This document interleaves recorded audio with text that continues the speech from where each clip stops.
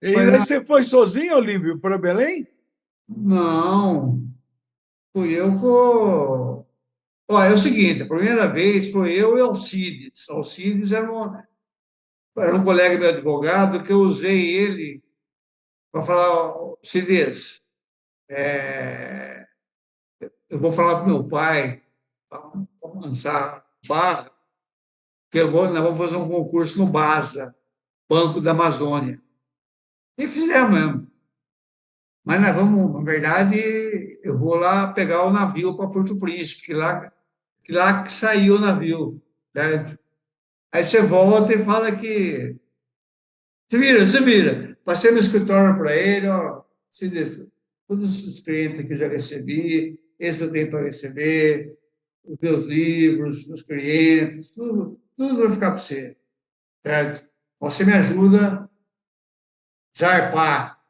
Então, aí cheguei num dia 13 de dezembro, cheguei em Belém, pegamos a táxi no aeroporto, entramos naquela Avenida Nazaré, aquele jogo, Remo e Paysandu, final de jogo.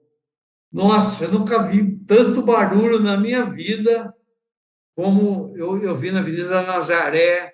Clássico, clássico do futebol local. Nossa Senhora, mas era pior que do Corinthians do São Paulo, cara. Mas aí vocês encontraram quem lá? O Zé Carlos, né?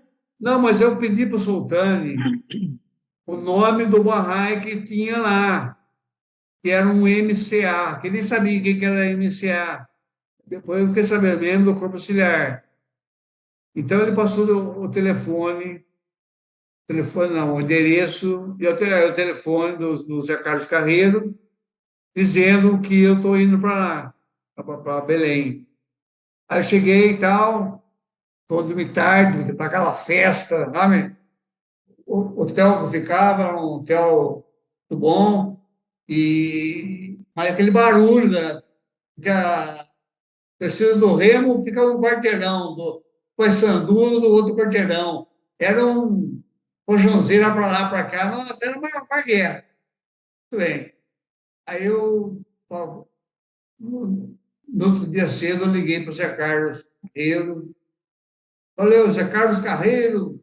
Ele, ô, rapaz, o jeitão dele, né? O que está falando o Olímpio? Ô, você que eu sou o doutor Olímpio? Vai lá, tira o doutor. Estou a Olímpio, só. Então, eu tô vindo para cá, para ser pioneiro. Legal, legal. E onde você está? Eu tô no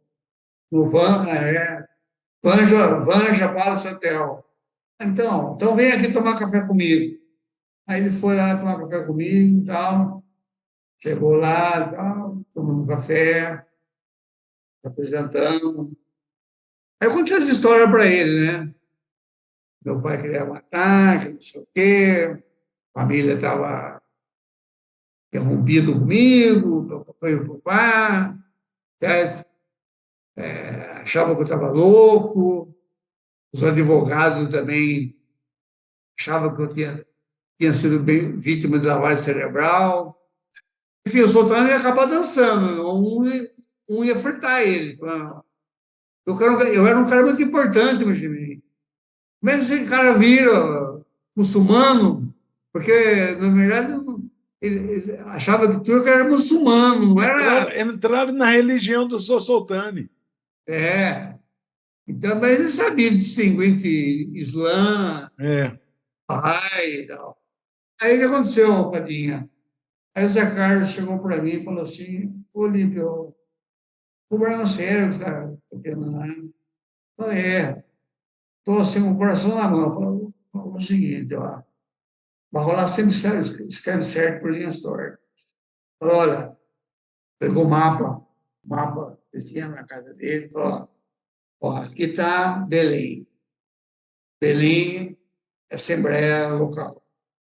Agora, eu vou dar 1.000 quilômetros para cá, 1 hora de fuso horário, é Santarém.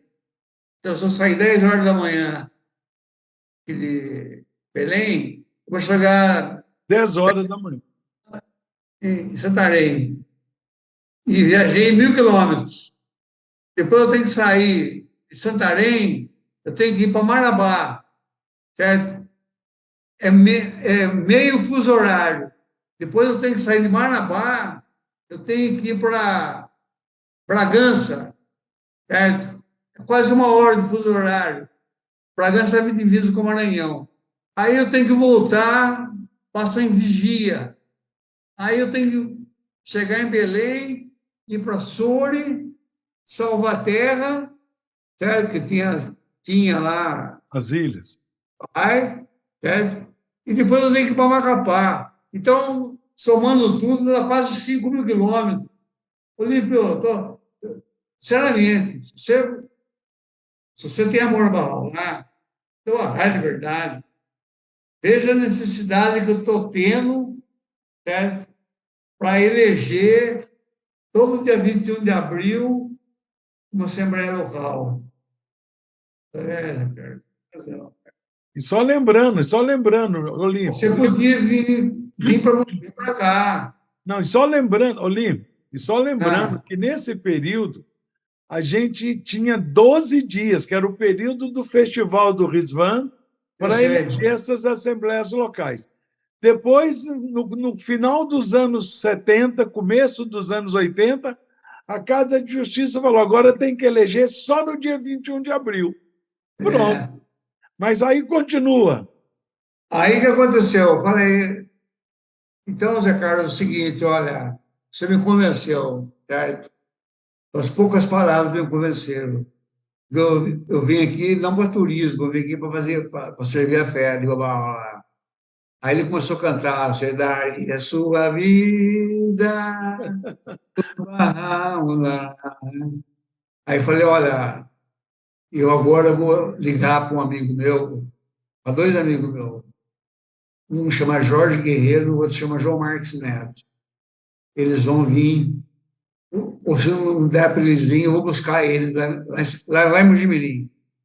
Aí eu liguei para o Jorjão, não tem condição de eu ir, rapaz, não tenho dinheiro, tal, não sei o quê. O Netão também, então é o seguinte, eu vou aí, vou voltar então, tem de ônibus, de Belém até Mojimirim. Tem que pôr Jorge, os planos mudaram. Nós não vamos para Ilha do Tomar e Príncipe. Nós temos Santarém, Bragança, Marabá, Sori. Terra e Macapá. Eu, pelo que eu vi lá, pelo que eu vi, pelo que eu vi das imagens, eu sou mais favorável a Macapá, porque eu tenho uma maior loucura de conhecer o tal do Rio Amazonas. Em Belém, tem um rio lá muito grande, né? Um rio grande, grande, grande, grande. Mas não é o Rio Amazonas, cara. É o Rio Guamá. Qual é o nome dele? Guamá. O rio é a 10 no Iguaçu. Não, não é o Rio Amazonas. O cara vê o Rio Amazonas. Né? Tem loucura. Eu sempre tive esse anseio de conhecer essa montanha de água, Pororoca, não sei o quê. Por isso que eu tenho um livro do Bahá'í que eu vou ler aqui para você depois, no final, para ver onde meu coração estava. Certo? Então, E aí o Jorge e o Neto. aí eu falei assim, é o seguinte, ó, o Netão tinha uns dinheiro para receber. Falei, Jorjão, você vai comigo então? Ah, eu vou. Então, você fica mais uns dias aí, você receber mais um dinheiro para ajudar na coisa. E você vai, e o dinheiro para você pegar passagem. Demorava 3 dias, 3 dias para chegar em Belém, de ônibus. Eu lá, em Itapemirim. Tem Itapemirim e tem uma outra que eu não lembro não agora. Aí, Tem a Cometa, Contígio. não, a Cometa não, era Contígio tinha. Contígio tinha. E Rápido Brasil, também. É, Aí, tem até hoje. conclusão. O Jorge chegou primeiro. Chegou primeiro e tal. Aí conheci uma ilustre figura do senhor Olavo Novaes. Ele falou, você que eu estou Olímpio? Mas não, estou Olímpio não, sou Olímpio. Não, o senhor é advogado, o senhor não, eu sou. Você vai ser pioneiro? Pô, onde você quer ir? Eu quero ir para Macapá. Eu quero... Eu não tinha dito para ele onde eu queria ir. Eu, Jorge, quero ir para Macapá. Macapá. Quero conhecer o Rio Amazonas. Quero conhecer Guiana. Quero conhecer tudo que é na região. Então, quero ser pioneiro em tudo que é lugar. Certo? E realmente deu, coincidiu porque o seu amigo, o conselheiro Raul Pavon, foi 2 anos, 3 anos depois, 4 anos depois, ele esteve na minha casa, esteve na Macapá, para abrir um plano da Casa Municipal de Justiça para fortalecer a comunidade de Caiena, certo? E também a de Paramaribo, certo? Então, só que nessas viagens eu fui até o aeroporto. A hora eu estava grávida e eu dei dinheiro para eles, eles foram. E foi também um Paulinho, não sei se você conheceu o Paulinho, marido da Alcimar. Sim, tem um detalhe aí importante, eu acho que você relatar, porque é também uma experiência maravilhosa. Aí você chegou em Macapá, se estabeleceu como advogado, começou a advogar, e aí Jorge também foi com você, depois o Não, eu não Neto. comecei a advogar primeiro. É o seguinte, ó, cheguei na época do Macapá, na época dos concursos. Concurso para professor, para tudo. Então, eu fiz concurso para professor, passei. Fiz um concurso para Eletronorte, ser advogado da Eletronorte, passei. Certo? Telemapá, passei. Certo? Então, em pouco tempo, eu tinha 3 fontes de renda. E o Jorge, arrumei para ele um curso de inglês, certo? Para ele dar aula de inglês. E o Netão, aí montei uma imobiliária que não existia imobiliária em Macapá. Aí montei uma imobiliária, aquela do você alugar casa e tal, vender, papá, papá, certo? Aí começamos a se estruturar, entendeu? Então, por exemplo, passado uns 4, 5, 6 meses, meu pai foi para Macapá. Foi para Macapá, ele com o sócio dele, chegaram em Macapá, não, ele avisou assim, ó, Olímpio, eu estou aqui em Belém, estou partindo agora do avião da VASP, eu tinha VASP, né? É, Estou chegando em Macapá. Falei, louco, pai, já? É. Bom, lá pegar no aeroporto e tal, tal, tal.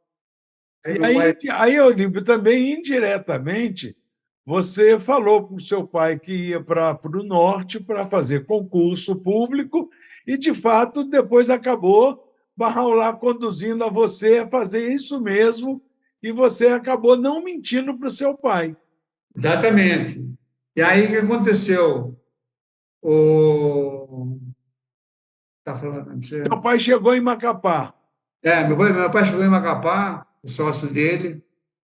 Eu morava numa casinha de madeira, com 2 quartos, em rede, aquelas banheiro que você toma banho, seu sabonete cai no chão, vai para casa, você tem que mandar alguém pegar. Você vê o rasgo, coitado. Ele era tão humilde, quer dizer, humilde assim, em termos, né? Não, eu prefiro dormir no chão, porque eu tenho problema na coluna. Aí ele contou a história dele, contou um monte de história. Foi muito boa a viagem. Foi muito boa a A ida recepção. dele. Ele foi pioneiro lá no Abu Dhabi, quando o Abu Dhabi era pobre, não tinha nada. Então, o Abu Dhabi, foi Dubai, Abu Dhabi, É, Oman, só foi pioneiro na nada que Arábia. era hoje, né? Era areia. Aí, Seu meu pai pai chegou. chegou lá em casa, viu minha casa. Ô, Lino, você saiu da sua casa para vir morar na favela? Meu pai, essa favela aqui, pô, é a casa do meu coração. Eu amo essa casa aqui. Eu, como você ama essa casa? Pô, essa casa aqui que o Babalá deu para mim. Eu me sinto feliz. Aí começou a chegar a barraizada.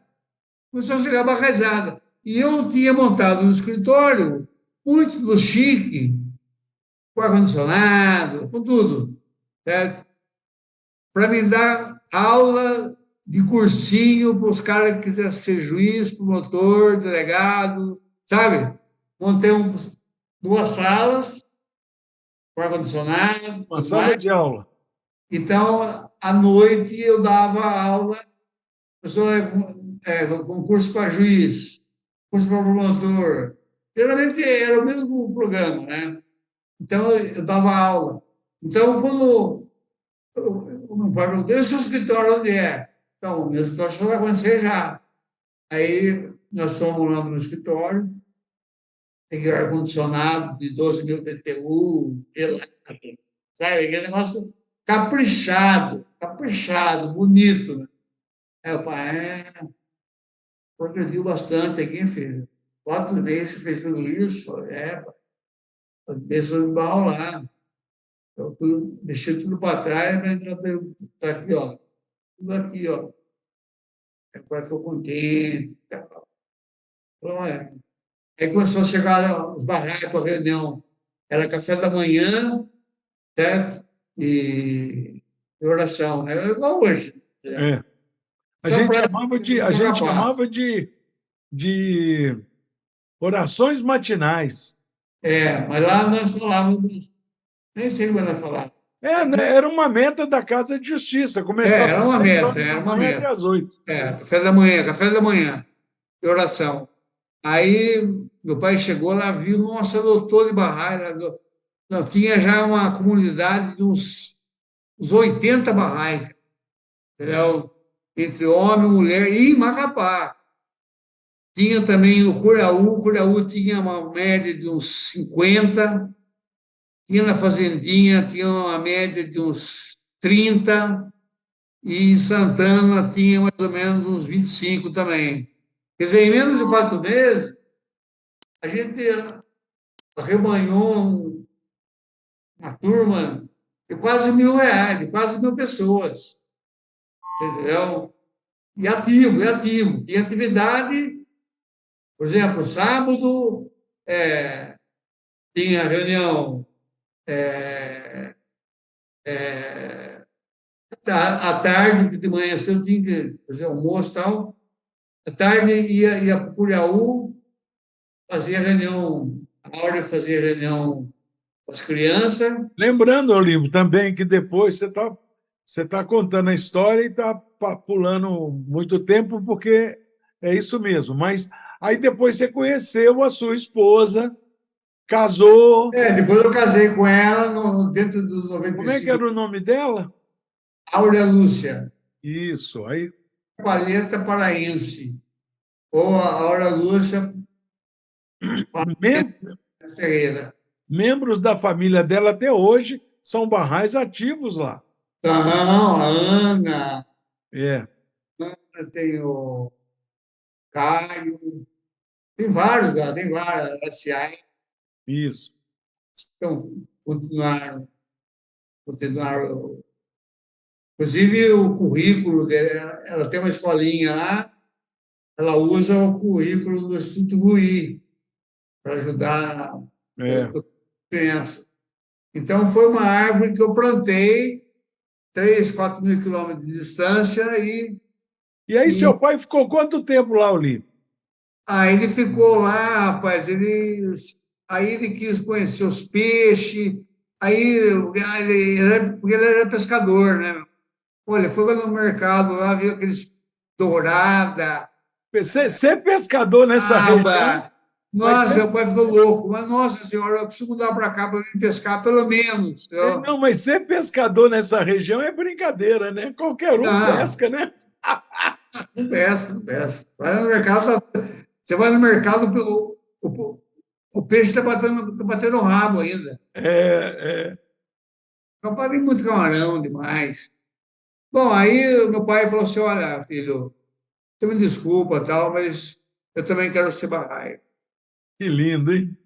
Cartão de Bahá'í, certo? E entrou na fé Bahá'í. Você me perdoa, falou, o pai vai pedir desculpa para o seu sultano, nada, porque quer matar ele e tal. Não, eu já falei com ele, já conversei com ele, fica tranquilo agora, porque eu sei que você está bem, certo? Você soube se virar muito bem, deu tudo certo, comunidade sua, te parabéns, certo? Você não está em nenhum luxo, mas você está fazendo aquilo que você prometeu para mim, pregar essa barraca para onde você fosse pioneiro. Entendeu? Então, peraí. Tem que lembrar, né, Olímpio? Tem que lembrar que. Agora deixa eu falar. Deixa eu só lembrar uma coisa, porque quando você fala um assunto, se não falar dentro desse contexto, não tem sentido. Essa dificuldade que você passou, que foi uma grande provação, seu pai, depois ter aquela reação inicial com relação a seu sultano, que era o pioneiro na cidade, e você criado na igreja, olha a sua história, né? E ele também evangélico, e de repente você Não, meu muda. pai era católico. Seu pai era católico, realmente. E você muda, mas muda a sua cabeça completamente. Então, essa dificuldade, eu li outro dia um texto de Einstein, ele dizendo que uma das maiores bênçãos são as crises, porque é Eu através também das já vi. crises que a gente Nas crises que você cresce. que existe as descobertas e o desenvolvimento é em função delas. E é verdade. Olha, se você não tivesse enfrentado todas essas dificuldades, essa provação que você passou, não teria a bênção depois de seu pai também abraçar a fé, né? É, exatamente. Maravilhoso. Agora, só para falar uma coisa aqui, você perguntou para mim assim, conta alguma experiência marcante que viveu no campo do ensino, houve alguma declaração fantástica que você lembra? Se você se teve nesse momento, né? Tem isso aqui. Veja só, se eu vou contar isso aqui para você, vai demorar muito tempo, porque eu tive várias experiências fantásticas quando eu ia de Macapá até Oiapoque. São mais ou menos 700 quilômetros, estrada de terra, sendo 300 e poucos quilômetros de serra, tudo terra. Inclusive o Jairo esteve lá também comigo, certo? O Jairo, Cerqueiro. ele mora lá até hoje, né? Sim. O Jairo esteve lá comigo. Então, nas viagens que nós fizemos para Oiapoque, quando encontrei lá, por exemplo, um cliente meu que era pastor de caminhão, ele falou: "Ô, seu Lindo, você está fazendo aqui no Amapá?" Eu falei: "Eu estou falando da minha religião." "Ah, da religião do senhor, né? E daí, doutor, eu se você arma?" "Não, por quê?" "Senhor, seu caminhão quebrou, seu carro quebrou na estrada, onça come o senhor, que passa carro de 12 em 12 horas, e ninguém vai te ajudar, não. Você é louco, doutor. Você é louco. Não pode vir aqui para o Oiapoque se não tiver uma 12. Você tem que ter gasolina. Se chegar aqui no posto, aqui não tem gasolina, você vai ficar aqui. Eu não imaginava, né, meu? É. Depois do terceiro ou quarto da viagem, que eu fiquei sabendo que eu tinha que levar Falta de experiência. falta de experiência e tal. E a maior, quer dizer, isso aí teve vários, se for contar as viagens que eu fiz para o Oiapoque, e o que aconteceu de fantástico, de desafio, certo? Eu vou ficar aqui mais de 2 horas falando, certo? Escolhe uma dessas experiências e compartilha com a gente. Então, eu vou passar uma só para você. Essa foi. Bom, mas essa que você contou, que você encontrou o caminhoneiro, não aconteceu nada, não, né? Não, não, não, não. Graças Nunca a Deus. pegou, o carro nunca quebrou, nunca acabou gasolina, apenas é que as pontes lá não tem guarda-rio. Então, por exemplo, se você pega uma ponte, por exemplo, na floresta amazônica, 4 horas da tarde, o sol já se pôs. É, Então, vivendo com carro, pá, tem uma pontinha de madeira. tem Só aquele, né? o Aquele trilho, assoalho ali, né? só o trilho. O Natão passou o Rio Cassiporé, que tem quase 1 quilômetro de ponte, certo? Sem guarda-reio, sem nada. De noite, cara. Natão do céu, olha o rio. Fica freio no volante, não sai da pista, Natão. Não, passamos. Olha, houve vários situações. Olímpio, tinha uma ponte que ligava Manaus a Boa Vista, que a gente viajava às vezes, é Eu nasci igualzinho também. essa ponte que você descreveu. Só que quando o carro estava em cima da ponte, você não vê mais a ponte, você só vê o Não rio, vê. né? Não Você vê o só vê rio, o rio. E a ponte, e essa ponte balançava. balança, exatamente. Era uma Balança. coisa de doido, né? Mas Não, é fora de série. Agora, a maior experiência que eu tive mesmo, mais, foi o seguinte: eu também fui para a Ilha do Marajó. Né? Nós montamos também uma comunidade em Afuá, que é outro lado do Rio Amazonas, no estado do Pará. é a maior ilha fluvial do mundo. É. Então, de Macapá até Afuá, 87 quilômetros de linha de margem a margem, certo? Tem que atravessar a Baía de São José de Macapá, tem passar no meio de umas 3, 4 ilhas grandes, depois tem a Baía do Vieira Grande, depois tem a Baía de Afuá. Então, tudo isso aí dá 87 quilômetros. Então, eu fui lá com meu cunhadinho, o Ailson, coitadinho, foi comigo, que a Áurea não deixava eu ir sozinho, né? Ela me obrigou a comprar pito, salva-vida, lanterna, sinalizador. Se não fosse assim, eu não deixava ir. Para ir com mais segurança. Minha filha, né? Aí eu fui, fomos.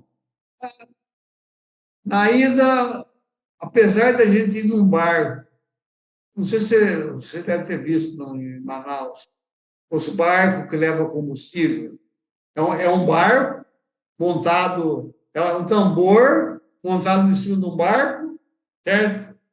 E no passageiro é o piloto, mais uma pessoa, e quem puder se agarrar naqueles ganchos, Vai. vai, vai junto. Na ida nós, logicamente, fomos segurando, certo? Um braço aqui, não podia dormir, no lugar de um rio, certo? A gente até passava uma água, assim, às vezes, certo? Apesar que, não sei se você andou muito de barco no Rio Amazonas, quando chega lá no meio, dá um frio. Você chegou a pegar frio? Depende, não, depende do ano, né? Mas é uma brisa Não, mais não, no meio do agradável, Rio né? Amazonas, quando você passa do meio do rio, temperatura cai de uma tal forma, Porque em relação à margem é muito mais fresco. da Eu morei hipotermia. 6 meses num barco e essa sensação só acontece realmente em determinada época do ano e quando você está bem na correnteza mesmo. Exatamente, da hipotermia. Né? Tanto, porque nós fomos 3 vezes para fora. Na primeira viagem, nós tivemos que. Estava tudo de calça jeans e tal, um amigão põe uma blusa e tal, porque eu levei uma blusa e tal, fiz a faculdade, tinha acabado de sair da faculdade, pus a blusa e tal. Chegou no meio do rio, cara, chegamos para o motorista lá, ô meu, eu estou morrendo de frio aqui, cara. O que ela faz? Ó, o único lugar quente aqui é do lado do motor, cara, onde faz pó, pó, pó, pó, pó, pó, pó, pó, pó. Aquele cheiro de querosene. Nossa Senhora! cheiramos querosene a noite inteira. Aí, não, essa foi a primeira vez. Mas tudo bem, essa foi para conhecer. Na terceira vez que essa vez, saímos de domingo, saímos de, eu não lembro o dia, saímos de Afuá. O tempo estava meio fechando, abrindo, fechando, abrindo, fechando, abrindo, fechando. E o barco que nós estávamos era aquele barco que vai madeira. Eles põem quer dizer, erradamente eles põem madeira em cima do convés, certo? Não é, a madeira tem que ser embaixo. Você não pode botar madeira em cima, o barco vira, certo? Mas não era muita madeira também, eram umas 30, 40 tábuas de um lado, aquelas tábuas grandes, né? Compridas, as pranchas, né, que eles chamam. Prancha, prancha. Aquelas pranchas do lado direito, do lado esquerdo, e fomos, e fomos, e fomos, e fomos.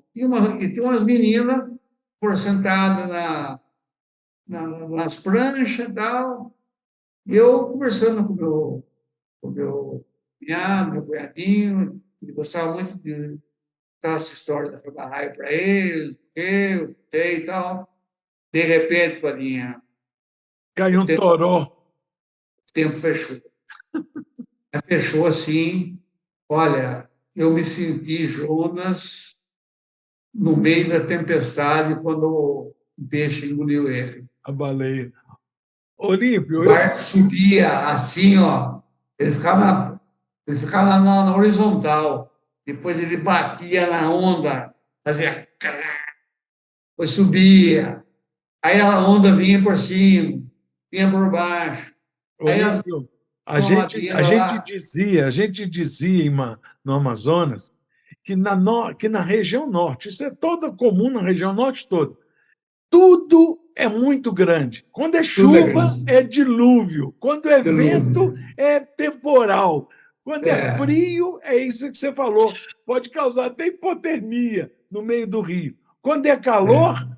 o urubu só voa com uma asa, a outra ele se abana. Tudo é muito exagerado. Nossa, Selva lá, tudo. mato não é mato, é selva, né? É selva, é selva, é selva, é Mas, selva. Olívio, eu estou querendo uma coisa, uma experiência. Essas experiências não são incríveis, mas uma experiência muito, acho que uma contribuição sua, muito grande, muito relevante, que eu acho que seria interessante você compartilhar conosco, é depois que você voltou para Mojimirim, as condições, talvez rapidamente você dizer por que você acabou tendo que voltar, porque você não voltou por livre e espontânea vontade, você voltou por circunstância, e depois teve um outro período que eu gostaria que você relatasse, que é o período que, na época, em 79, da Revolução Islâmica, que teve muitos barrais que Ah, exatamente. saíram do Irã Eu refugiados, sei, e você, como exatamente. Isso advogado, eu estava esquecendo disso aí. e você, como Eu acho que advogado, foi por esse deixa eu motivo que eu fui parar em Macapá. Porque quando eu cheguei em Macapá, no dia 8 de janeiro de 1969, tinha estourado a Revolução Islâmica. Estourado, certo? Começou aquela. sim, estourou a Revolução Islâmica, sem entrar em detalhes, estourou a Revolução Islâmica. Estourou a Revolução Isso, e Islâmica. aí, Tá. Aí, o que aconteceu? A Assembleia Nacional, através da dona Margot Orles, que eu nunca cheguei a conhecê-la pessoalmente, eu um conheci, americano, morava na Bahia. ela ligou para mim, doutor Olímpio, sim, aqui é Margot Orles, lá, pá, não sei o quê. Então, doutor, nós estamos com um problema muito sério. Você está sabendo o que está acontecendo no Irã, né? Eu falei, todos sabendo. Então, de acordo com o Estatuto dos Estrangeiros, os iranianos, para entrar no Brasil, para pegar o visto permanente, precisa depositar US$ 200.000. Certo? E a maioria não tem esse dinheiro, porque só para sair do Irã, certo? Os caras venderam tudo para pagar, por exemplo, 90% saiu pelo Beluchistão, faz divisa com o Paquistão. Então, eles cobravam em torno de 100 a 200 mil dólares, certo? Para atravessar o deserto do Beluchistão, ou uma parte lá de Khorasan, que sai do Paquistão, e foram os golpes que tomaram, né? O golpe também, certo? Então, o que eu devo fazer para fazer isso aí? Bom, o negócio é o seguinte, olha, Lembrando, Alcínio, só um detalhe, lembrando que nesse período você, como advogado, também assessorava a Assembleia Nacional do Brasil. Comecei Assessorar nesse período. e daí, É. aí, não, primeiro que eu agi para a Assembleia Nacional foi um barraco que foi preso lá no Porto de Santana, chamado John Frankiewicz. Jack. Jack. Inclusive, eu conheci o filho dele, uma vez. Pianista famoso. Exatamente. O filho dele muito legal. Inclusive, eu tive que arrumar os papéis lá da Assembleia Nacional, que fizeram um puta rolo, sabe? O Rola me deu demissão depois de rapaz. Tudo bem. Trazer os iranianos para o Brasil, certo? Arrumar toda a documentação dos imóveis da Febarrai no Brasil. Você lembra uma vez que eu perguntei para você, vai, Paulinha, eu mandei para você um negócio lá para Juiz de Fora, você informar para mim sobre uma propriedade da dona Leonora. Você lembra disso? Lembro. Eu planeei isso aí. Certo? Então, eu comecei a regularizar todas as propriedades barrais do Brasil, ajudei a criar o Sotonier, estatuto, Juridicamente falando. O que mais? A sede de Bahá'í, do Jimirim, não tinha sede. Ela foi inaugurada com o casamento da minha irmã com o Bob Lowe, em 79, antes, 79, antes da Revolução. Não, 77. E aí nós conseguimos, através de contato político que eu tinha com vários advogados políticos de Brasília, Maurício Correia foi ministro Supremo, foi senador, tal. Você tinha amizade com o ministro da Justiça. O ministro Petrônio Portela, o Ibrahim Biak, o governador lá do Amazonas, Gilberto Mestrinho. Gilberto Mestrinho era um amigo da fé muito grande. Então, através deles, eu passei a fé Bahá'í para eles e falei para eles, ó, seguir os Bahá'ís que vem vindo para o Brasil, são tudo gente boa, eu atesto embaixo, assino embaixo, certo? Aí deixei, inclusive, aquele livro da Mona, lembra da Mona? Mona foi, das 20, foi a primeira que morreu, né? Sim. Não teve negócio das 20? Não, parece que ela foi uma das últimas para ver se ela negava, né? Não, ela foi a primeira que morreu, a Mona. Aí depois teve a Olha. Olha conseguiu escapar, certo? E as que sobraram morreram tudo. Morreram enforcadas. Então eu falei, olha, os Bahá'ís que vêm para cá é médico, é engenheiro, enfim, a fé Bahá'í sem nenhuma, como se diz, Tem nenhuma distinção assim. são pessoas as mais honestas que tem no Irã ou talvez no mundo, certo? Porque a minha religião é uma religião séria, certo? Então, eu gostaria de pedir a interferência da ONU, do Ministério das Relações Exteriores, certo? Do Ministério da Justiça, para mudar a lei em relação aos Bahá'ís, para não ter que depositar 200 mil dólares para ter visto permanente. Aí eu falei com o ministro Petrônio Portela, ele falou, doutor, dá uma semana para mim e deixa o seu telefone, eu ligo para você. Não deu de feito. Porque é o seguinte, ele falou para mim, olha, vou mudar a lei não dá, porque vai ter que passar pelo Congresso, o processo legislativo é muito lento, isso não é para daqui a um ano, é para um ano atrás, certo? Então, é o seguinte, doutor, eu pensei, reuni com os vários conselheiros aqui do Ministério da Justiça, expliquei a situação, né? Mostrei o livro que o senhor deixou para ele, deixei vários livros para deixei um para cada um, né? Eu lotei o Ministério da Justiça de livro Bahá'í, princípios Bahá'í, tudo. Aí ele falou assim, olha, é o seguinte, eu pensei, falei com o presidente, e eu vou baixar uma portaria. Portaria não é lei, mas tem força de lei, para que os Bahá'ís, certo, possam entrar no Brasil, ter o visto permanente, e o governador Gilberto Mestrinho e também o governador, eu não sei qual foi o governador do Pará, vão... Era o Jader Acho que Barbalho? foi o Jader Barbalho, acho. Jader ou o Jabas Passarinho, não lembro agora. Talvez Jabas Passarinho. Eles vão arrumar emprego, por exemplo, Bahá'í dentista, Bahá'í médico, eles vão fazer serviço na vigilância sanitária, na educação, enfim, vão ser pagos, vão ter um salário, certo? Então, eu baixei essa portaria, ela entrou em vigor a partir da publicação no Diário Oficial, já foi publicado, pode avisar a comunidade Bahá'í que está liberado, certo? A entrada dos Bahá'í no Brasil, e não esqueçam de trazer o passaporte da ONU de exilado. De refugiado. Refugiado, certo? É.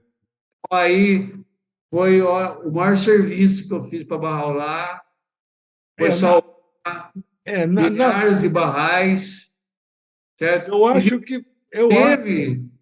Essa foi da Revolução de 78. Na guerra do Irã e Iraque, certo? Sim. Teve um Bahá'í que chegou para mim, eles eram mais de 200 aqui no Mojimirim, eu estava em Mojimirim. Então, aí eu, Dona Lourdes, mãe da Maria Lúcia, eu, a Dona Lourdes, eu também sou professor, né? Dona Guite. Tem vários professores Bahá'í que eu não lembro o nome agora. Eu sei que nós começamos a ensinar a língua brasileira portuguesa para eles, certo? E também resolver algumas pendências que eles tiveram, certo? Teve um iraniano, por exemplo, que ele teve um problema, é o seguinte, ele estava num lugar chamado Chataurabi, que é onde desemboca o rio Eufrates, no Golfo Pérsico, e ele era Bahá'í, um soldado, né, era obrigado a cumprir ordem, um tenente chegou para assim, viu 3, 4 iraquianos baleados, certo? O tenente falou assim para ele, mata eles, mata eles. Agora, eu não posso matar eles, eu sou Bahá'í. Mata eles, senão vão matar você. Depois o revólver na cabeça dele. Sabe o que aconteceu? Não? Veio um morteiro, explodiu, matou o tenente, certo? Machucou esse Ramin, acho que chama Ramin, parece. Ramin só teve penetração de vários chumbos assim, no corpo dele, ele ficou desacordado por uns 3 dias, até que conseguiram pegar ele e levar embora. Entendeu? E teve outros também, teve uns outros Bahá'ís do Kurdistão, que eu também tive que fazer a nacionalização deles no Brasil, né? Muitos foram para a Amazônia, a maioria foi... Esse foi, na sua opinião, o serviço mais relevante que você fez. Mas, na opinião de Bahá'u'lláh, você fez muitos outros que a gente nem lembra, né? Não, mas tem outros que nem lembro mais, né? Pois é, isso é maravilha. Olímpio, Coisa. Eu então, acho que Olímpio, eu voltei de lá, eu perdi minha esposa. A Aura morreu, eu casei com ela no dia 10 de julho, às 6 horas e 1 minuto, porque eu não podia casar no dia do. O Soltani falou que eu não podia casar no dia 9 de julho, que era dia do Martírio do Baco. Aí eu liguei para a dona Guita, que eu era auxiliar dela. Falei, dona Guita, está acontecendo isso, o que eu faço? Então você vai casar às 6 horas e 1 minuto. Porque o nosso calendário é o seguinte: 6 horas é outro dia. Vai casar às 10, certo? Aí casei com a minha esposa, tive uma vida maravilhosa com ela, participamos de convenções nacionais, teve 3 filhos, né, Olímpio? eventos, estive lá no Mineirão, no Mineirinho. Você lembra disso? Não? Sim, claro. Isso Teve no 3 filhos, Mineirinho. né, Olímpio? 2 meninos e uma menina. Então, a Daniela, quando a mãe morreu, a Daniela tinha 3 anos, o Zé Olímpio tinha 2, e o Danilo teve 6 meses. Isso. Foi uma perda para mim, você não imagina como eu sofri. Até hoje eu sofro isso. Sim, mas aí Barral lá, Olímpio, aí ela faleceu. Não, mas olha, eu tive, deu bom lá, deu uma graça para mim. Eu nunca falei para ela que ela tinha câncer. Não tive condição de falar. Mas um dia ela estava tomando morfina. Só quando está morrendo, eles já está no fim, eles põem um monte de soro assim e já põem morfina. Para dar uma parada cardíaca, para dar isso, para dar aquilo. E ela estava lá nesse estágio. Essa hora ela não estava tomando morfina. Cheguei para ela no dia 19 de agosto. Ela recebeu o telefone em Macapá, era meu sócio. Eu tinha um sócio chamado Cristóvão, que trabalhava comigo no meu escritório. E ele mandava um dinheiro para mim, certo? Dos clientes lá que me pagavam, né? Para bancar. Tratamento. Foi tudo particular, né? Gastei muito dinheiro nisso aí, mas foi Deus me deu dinheiro para gastar por ela. Aí, Cristóvão, olha, tudo bem? Não, hoje é o meu dia do meu aniversário, cara. Cristóvão, nossa, é mesmo dia do seu aniversário e tal. Ó, fala com a Aura aqui, né? A Aura, oi, Cristóvão, feliz aniversário, não sei o quê, não sei o quê, não sei o quê, não sei o quê, não sei o quê, não sei o quê. Conversou um pouquinho com ela. Aí ela falou para mim assim, mozinho, ó, eu estou morrendo com vontade de comer uma torradinha com geleia, café com leite e iogurte. Mas tudo bem, vou pedir. Pedi, veio, ela tomando café, depois ela acabou. Aí eu falei para ela assim, olha, é o seguinte, ó, filha, se você quiser partir para o mundo espiritual, você pode ir tranquila. Eu vou cuidar dos nossos 3 filhos, formar eles, vou deixar eles meninos, não vou abandonar jamais. Então você pode ir tranquila. Eu sei que a sua maior preocupação não é comigo, é com as 3, certo? Eu não vou, de forma alguma, largá-los, certo? Eu vou ficar com eles, vou criar, vou educar. Quem sabe serão até advogados, na verdade, todos ficaram advogados, né? Sim. Então, você pode ir tranquila, com a graça de Deus, certo?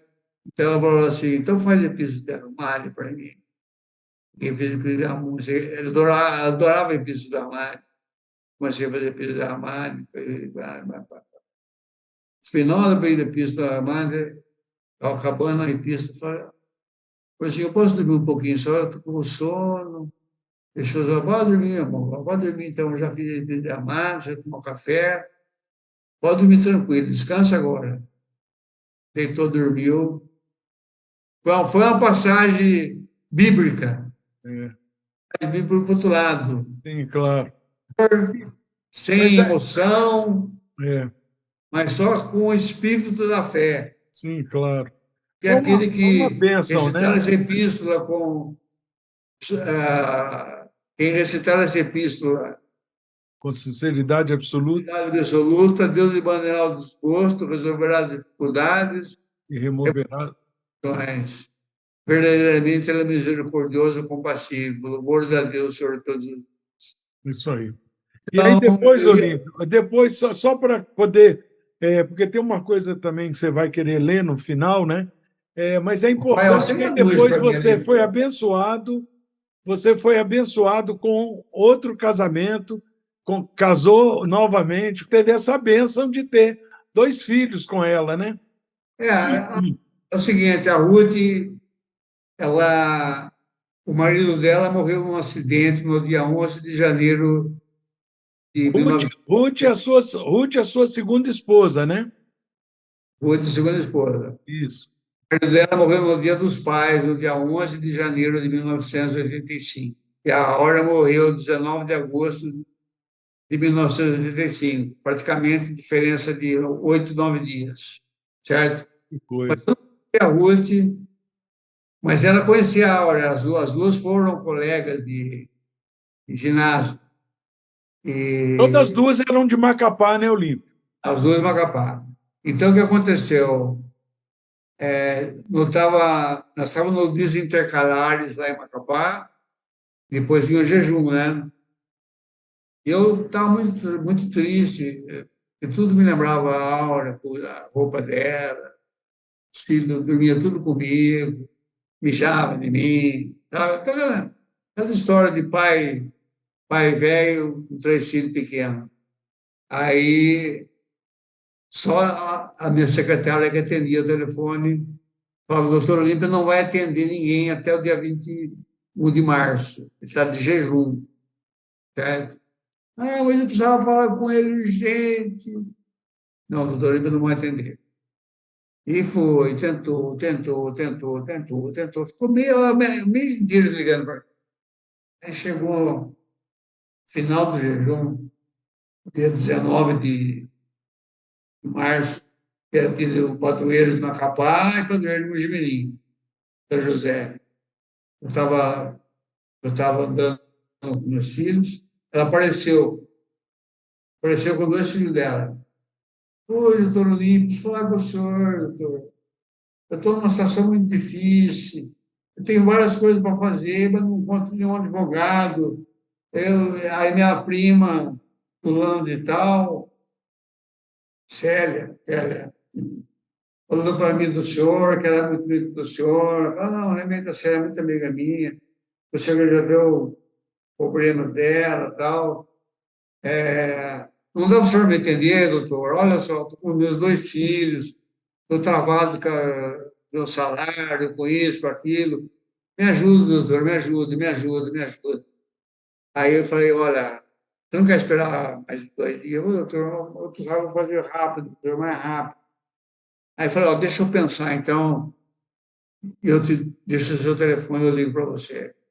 Aí eu peguei, já estava já na Urus, já, né? Falei: não, chegando na hora da na Urus. Olímpio, aí você ajudou ela, né, Olímpio? Não, não, então, agora que eu vou falar. Então, eu estava chegando no Nauru já, certo? E eu liguei para ela. Aliás, li a última, aqueles textos que a dona Guite fez sobre os jejuns, lembra? Sim. Tem aquele livrinho. Eu me vi da dona Guite, seu Razi, dia 1, tal coisa, dia 2, tal coisa. Você já viu já? O livrinho de jejum? Então, eu li no último dia lá, que Bahá'u'lláh fala: aqueles que criam os filhos dos outros é como tivesse criado nos próprios filhos. Certo? Nossa. Quer dizer que, então, quem cria o filho dos outros é como se estivesse criando os próprios filhos do Bahá'u'lláh. Essa moça tem 2 filhos, vou atender ela. Aí liguei para ela: ô, dona Ruth, amanhã já pode vir no escritório, eu vou ter a senhora, tá, toda a documentação, pode vir. Aí veio, ela até gostou do filho dela, mas eu atendi ela, E depois a minha filha, Daniela, o Zé Olímpio, pegaram amizade com Renata, Luciano e tal. Aí já viu, né? Eles não tinham muita compreensão da situação. Ficaram amigos e tal. Enfim, fez a coisa rolar. Aí o que aconteceu? Ela explicou para mim como que o marido dela morreu. O marido dela morreu, para resumir, o marido dela morreu num acidente de caminhão. O caminhão passou em cima tinha um Chevette Marajó, o caminhão passou em cima dele, matou ele e mais três, certo? E ela, o dono do caminhão chamava, tinha um apelido de Bob Malha. O cara era traficante, dono de garimpo, de currutela, devido ao tráfico de pó, conha, e nenhum oficial de justiça conseguia citar ele, porque ele só vivia no garimpo. E se você for citar, chegasse com o oficial de justiça, olha, você está citado por uma ação contra você. O oficial de justiça sai dali, lá na curva, o oficial de justiça vai levar um balaço na cabeça e morre. Então, praticamente é impossível se citar um garimpeiro lá Naquela região. naquela região. Aí eu fiz um estudo profundo, né, e vi que tinha uma pequena lei que falava sobre citação por radiograma. Radiograma. As regiões da Amazônia são todas cobertas pela Rádio Nacional do Brasil, certo? Então, você pode citar, por exemplo, você tá em Macapá, e você quer avisar a Verônica, que está lá no Caciporé, esperando por você. Fala, "Ô, Verônica, você faz um texto. Isso é muito comum naquela região. Aí eu fiz o radiograma. Sou fulano de tal, o senhor está intimado para isso, para isso, para isso, para isso, para isso, para isso. Entendeu? Aí eu consegui citar ele. Ele não respondeu no prazo, ele tinha um Monza zero na garagem. Peguei, fui lá, pá, peguei o Monza dele. 0 quilômetro. No Monza era aquele carro. Lembra? Sim. O Monza saiu, era um carraço, né, meu? Aí começou a briga. Aí a briga entre eu e ele, mas a questão não era não era só o Passat, era a morte do marido dela, Heitor. Certo? Receber Indenização. indenização, seguro de vida, pensão por morte, validez e tal, tal, tal, tal. Aí o que aconteceu? Quando o Santo Justiça tirou o carro dele lá da garagem, lá na garagem da casa dele, em Macapá, mas ele morava no garimpo. O que aconteceu? Ele foi lá em casa, sabia que era eu, que era advogado, falou um negócio seguinte: quantos filhos o senhor tem? Eu tenho 7 filhos, contando com os 2 enteados. E aí você já tinha casado com a Ruth, né, Olímpio? Ah, não, não. Quando eu comecei a namorar ela, eu falei para ela, nós barrais não namoramos, certo? Não tem namoro barrai. É o seguinte, se você quiser casar comigo, quiser casar com você, então nós temos 95 dias para. Oficializar. Seu pai tem que dizer sim, meu pai tem que dizer sim, sua mãe tem que dizer sim, por escrito. Certo? Você é uma pessoa boa, eu vejo que você é uma pessoa. Meus filhos gostaram muito de você, eu também gostei muito dos seus filhos, e eles precisam de um pai, precisam de uma mãe. Então, vamos tomar providência. Então, o nosso casamento vai ser dia 28 de junho daquele ano. Pronto, Entendeu? é aí que eu queria chegar. Aí você casou e vive com Casei e falei ela. para ela assim: ó, Ruth, é o seguinte, ó, o Malha Branca, Eu falei. se ele não me matar, ele vai matar um dos filhos nossos. Então, a melhor coisa que ele pode fazer é puxar o carro, sumir de Mojimirim, sumir da vista dele, Sumi de Macapá. sumir de Macapá. Vamos voltar para São Paulo. Aí eu voltei para Mojimirim. Isso aí. Mas Mas mantinha escritório lá ainda, com o doutor Cristóvão, tal, até vender minhas casas lá, tinha vários imóveis, não sei o quê, não sei o quê, não sei o quê, não sei o quê. Aí vendi, comprei a outra casa dela. Enfim, aí nós, certo? E ela quis ter filho gêmeo, porque queria ter filho comigo. Ah, você tem filho com a outra, tem comigo, tem o quê? Sabe aquelas coisas de mulher? Você quer casar comigo, tudo bem. Fazer o quê? muito bem, Olímpio. Não, Eugênio é autista. Aí você poderia perguntar para mim, foi castigo? Não. claro que não. Sabe por quê? Porque toda vez que eu levantava de noite, para fazer um xixi e tal, uma coisa, eu ia no quarto deles, eles estavam dormindo. Se eles fossem normal, eles estavam na fala. Entendeu? Mas Então, eles são nós normais sempre, num outro mundo, num outro mundo. então Não, eu passei até depois ajudar a causa dos autistas. exatamente. Então, uma fundação autista, conheço um monte de autista, porque tem. Eu tenho certeza, Olímpio, que se Deus não tivesse dado crianças tão especiais quanto essa, você nunca ia se preocupar com a causa autista. Você Não, ia não, preocupar com eu nem outras sabia que causas. existia, Pois é, então. Então, isso é nem maravilhoso. sabia. Olímpio, aqui, como eu disse no começo, com você tinha que ter uma semana, né? Mas você Ah, separou um texto sobre que você queria sim, encerrar. é o texto, Mas é o texto antes disso, eu gostaria que você, em poucas palavras, respondesse, porque muitos amigos, depois que termina a gravação do episódio, muitos amigos hum, nos escrevem perguntando: olha, quando eu estava assistindo aquele episódio tal, eu estava assim querendo saber o que eu tenho que fazer para ser pioneiro.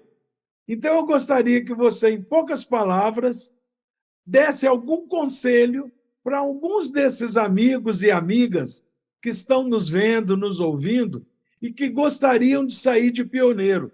O que você acha que eles deveriam fazer? Ô, Padinha, eu, sinceramente, essa resposta é o íntimo, está no íntimo das pessoas, está no íntimo do nosso coração. Por isso, sabendo que você ia me perguntar isso, eu prefiro pegar a palavra certa, que é no livro Kitab Ardaz, versículo 54 e 56. Porque quem sou eu para falar o que deve ser feito? Mas eu invoco Bahá'u'lláh. Ó povos da terra, Deus, a verdade eterna, é minha testemunha de que correntes de águas frescas jorraram das rochas em virtude da doçura das palavras pronunciadas por vosso Senhor, o incoercível. Mas permaneceis adormecidos, rejeitai o que possuis, e nas asas do desprendimento elevai-vos acima de tudo que foi criado. Assim vos ordena o Senhor da criação, o movimento de cuja pena revolucionou a alma da humanidade. Acaso sabeis de que alturas vosso Senhor, o Todo-Glorioso, está a chamar? Pergunta. Acaso sabeis que alturas vosso Senhor, o Todo-Glorioso, está a chamar? A pergunta. Pensais haver reconhecido a pena com a qual vosso Senhor, o Senhor de todos os nomes, vos ordena? Outra pergunta. Não, por minha vida, se apenas o soubesseis, renunciaríeis ao mundo e de todo apego, o coração, se apenas soubesseis, se apenas o soubesseis, renunciaríeis ao mundo de todo o coração, correríeis à presença do bem-amado. Vossos espíritos seriam de tal forma arrebatado por seu verbo que lançaria em comoção o mundo maior. Quanto mais este mundo pequeno e insignificante, assim as chuvas de minha generosidade manaram do céu de minha benevolência em sinal de meu favor para que sejais todos agradecidos. Puxa, muito lindo. Olímpio. Eu acho que a passagem mais que encaixou na minha vida foi essa passagem do Pitar Verdades, antes de eu ler até, entendeu? Quando eu li isso aqui, eu falei, nossa, esse aqui Barrola escreveu para mim. Muito bem. Para você e para mais milhares de outras pessoas. Para você. Não, eu e milhares, porque pioneiro, porque não tem jeito, não tem a fórmula mágica, a la Kazan para ser pioneiro. Você tem que renunciar. Isso. Renunciar. Isso. É um ato de renúncia, né? É renúncia total. Mas, Olímpio, olha. Coisas materiais, se voltar a Deus de todo o coração. Nós estamos nesse plano que nós vamos decidir nosso destino. Certo? Não é no outro plano. No outro plano é difícil, hein? É difícil. Nós estamos aqui para preparar a nossa vida. Então, eu acho que esses 2 versículos, alguém vai perguntar, Padrinho, o Olímpio falou tal coisa. E qual a resposta que ele deu? Itaberdás, versículos 54 e 55. Certo? Muito bem. Olímpio. Porque não tem. Se eu falasse qualquer coisa que não fosse isso aqui, eu estaria sendo. Estaria dizendo o que passa no seu coração, simplesmente. Não, eu sei, não, o que passa no coração. De uma maneira mais maravilhosa. O que passa no meu coração é isso aqui. Pronto, então é isso. Eu não saberia falar da forma como o Barrola falou. Tá certo, claro, sem dúvida. Olímpio. Porque essas palavras, acho que foram as 2 únicas palavras que estão total verdade, total veracidade de tudo aquilo que eu falei. Apesar de tudo que eu falei, é verdade, mas essa aqui é a verdade eterna, é a verdade do livro mais sagrado. Isso mesmo. Olímpio, olha, mais uma vez, em nome de toda a equipe de Uma Graça de Podcasts, nós gostaríamos de agradecer profundamente o seu aceite a esse nosso convite. Foi maravilhosa esse nosso bate-papo, mas, como eu disse no início, as palavras finais não são nossas. As palavras finais de despedida são suas. Fique à vontade. E muito obrigado mais uma vez. Eu agradeço muito essa oportunidade de falar de Bahá'u'lláh, tanto para os Baha'is como para outros que não são Baha'is, que essas palavras proferidas foram proferidas de todo o coração, com um coração puro, bondoso e radiante, e que seja um alento para os corações de todos os que habitam essa terra. Alá, Pai. Muito obrigado, Olímpio. Um beijo no seu coração. Igualmente por você.